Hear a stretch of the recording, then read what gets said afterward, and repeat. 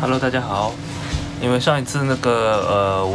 我用我自己的压屏机重新做过一趟Apple Watch 的屏幕嘛，然后在那个视频当中我说过，还有另外一种方式，就是比较便宜的去维修这个屏幕的，那就是用那个水胶。之前我没有用过，然后这一次呢，我正好又遇到了另外一个 Apple Watch， 所以的话，这一次我就是用的那个水胶来做的。然后这样子的话，我想，如果是对于普通的 DIY 的那个朋友的话，这个可能是更适合的一种方式，因为它的那个成本，即便你手上没有任何的工具，一共只不过大概会花掉你大概400块钱人民币左右的开销，就可以把这个屏幕修好了。那我们就来看一下是怎么做的吧。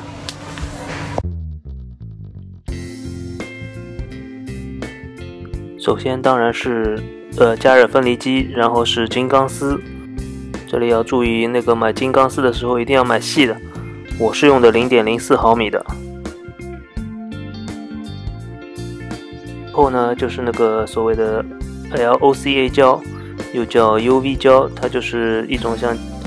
液体的胶水，然后但是在长光下面是不会固化的，所以我们还要买一个紫外光灯，就是像他们美甲的时候用的那种用来固化的灯，美甲的时候固化 Final Coat 的那种灯。这样的话，我试着把所有的东西加到我的淘宝购物车里面，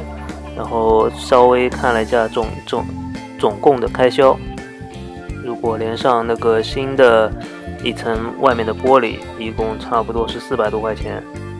这个开销呢，就是你手上什么东西都没有，到做完这个活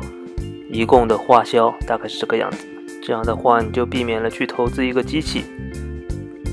这个就是另外一个办法啦，就是用这种东西，用这个 UV LOCA 胶。这个东西呢，它是液体的，然后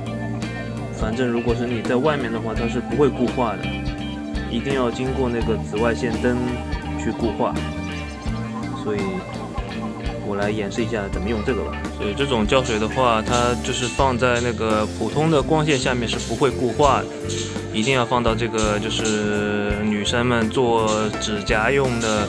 那种紫外固化灯下面才会固化。我先试验一下，因为我不知道这个胶水放了很久了，还能不能正常的固化，所以先试验一下，看看它过一会儿可不可以用。可以，看这个就已经固化了。能用的话我就实验一下啦。然后这个是已经外面的玻璃都已经被我去掉了。如果你不知道的话，可以回到我之前的视频里面去看怎么去除碎掉的玻璃，然后给它稍微清洁一下。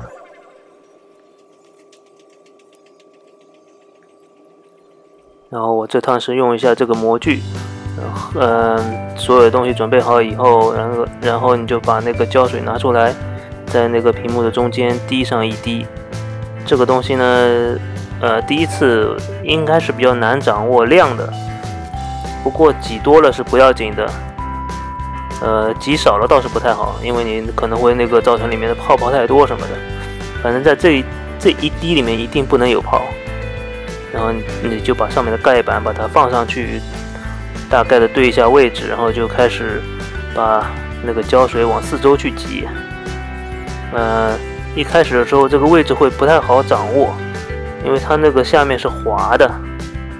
但是不要紧，因为这个东西因为它没有经过紫外线照射的话，它就不会固化，所以这个位置只要它没有粘到一起，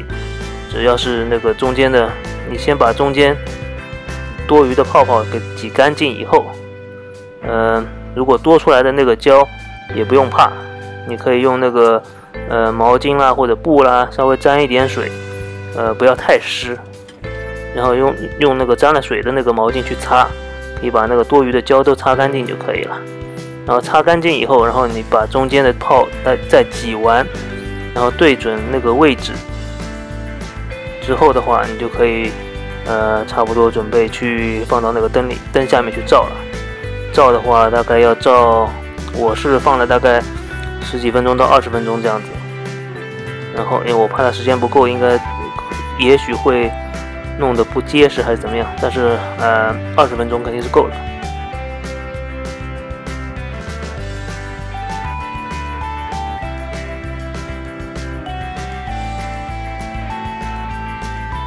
因为上面有一层那个膜，有的时候看不清里面那个泡有没有被挤掉，然后这样子的话就是把它里面最后那么一粒小泡给挤出去了。挤出去以后，然后你就可以，因为这个多余的胶液已经擦干净了嘛，你就可以把它位置稍微调一调到那个就是你觉得四周都已经对齐了的那种位置就可以了，然后就可以进那个固化灯去固化。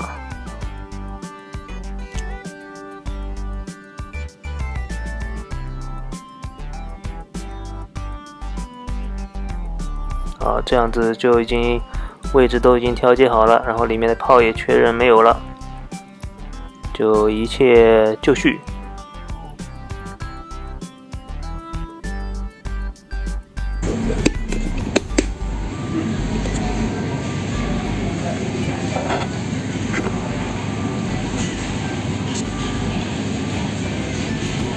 现在开始固化。OK。过了一段时间了，应该就 OK 了。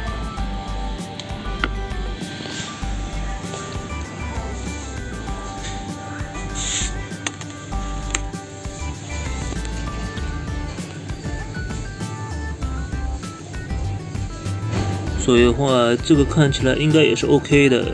上面也没有什么，并没有什么气泡啦什么的。等一会儿我装起来看一下，试试看。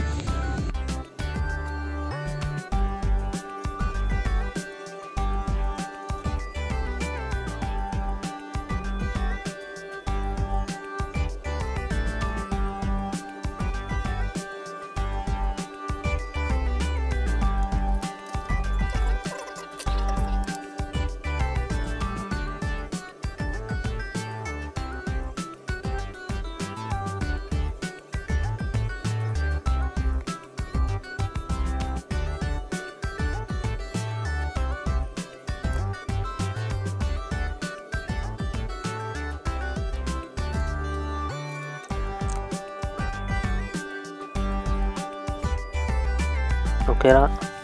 这就全部都做完了嘛。基本上做出来效果的话，应该是和那个用干胶做出来也是一样了，完全都没有气泡了。而且这样子的话，其实成本更低了，就方便大家 DIY 咯。只要是这种OLED 屏，其实用这种水胶都是可以做的，就不一定说要用干胶嘛，可以节约你的设备投资。但是记住，只能在 OLED 屏幕上面用。如果是 LCD 的话，那个液体会进到背光里面，然后那个就很麻烦了。